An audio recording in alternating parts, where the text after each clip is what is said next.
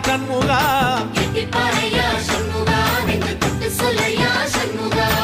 ஆதிசைவம் மேல சத்தியமா அந்த ஆனமுகம் மேல சத்தியமா ஆறுமுகம் மேல சத்தியமா அந்த ஞான பழம் மேல சத்தியமா மொத்த மனசுல மொத்த நரப்புல குடியிருக்கிற சண்முகா அறுபடையும் சண்முகா நெஞ்சுக்குள்ளதா சண்முகா